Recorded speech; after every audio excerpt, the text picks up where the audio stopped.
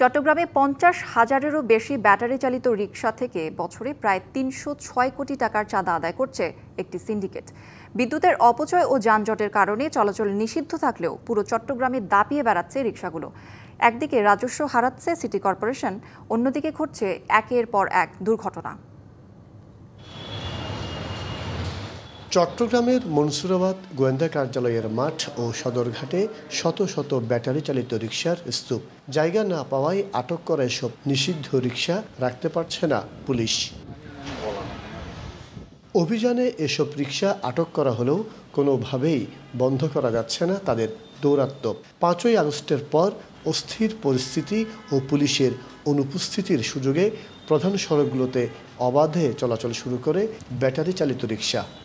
একনল hand wash ১০০% paraben free, তাই নিরাপদ হাতের জন্য আস্থা রাখুন একনলে।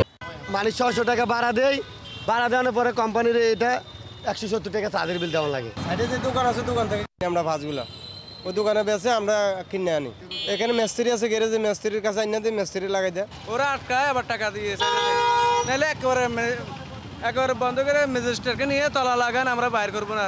চার্জ দেওয়ার জন্য প্রতিটি ব্যাটারি চালিত রিকশা থেকে দৈনিক ১৭০ থেকে ১৮০ টাকা করে চাঁদা আদায় করা হয়। নগরীতে প্রতিদিন চাঁদাবাজি হয় কমপক্ষে ৮৫ লাখ টাকা, মাসে দাঁড়ায় ২৫ কোটি, আর বছরে প্রায় ৩০৬ কোটি টাকা। চার্জিং স্টেশন যেগুলো, এখানে প্রতিদিন ১৮০ টাকা করে আপনার চার্জিং খরচ বাবদ নেয়, কিন্তু এই টাকাটা একজনে পাচ্ছে না, এটা অনেকেই ভাগাভাগি করে নিচ্ছে। যে বিশেষ করে মাল্টি বাণিজ্য এখানে একটা বিশেষ ফ্যাক্টর বলে আমরা মনে করি। চীনসহ বিভিন্ন দেশ থেকে পার্টস এনে স্থানীয় দোকানে তৈরি করা হয় ব্যাটারি চালিত রিকশা। তাই আমদানি বন্ধ করা না হলে তাদের দৌরাত্ম্য কমবে না বলে মনে করে পুলিশ। তাহলে ইম্পোর্টের অনুমতিটা কে দিয়েছে, কারা দিয়েছে, কখন থেকে আসা শুরু হয়েছে?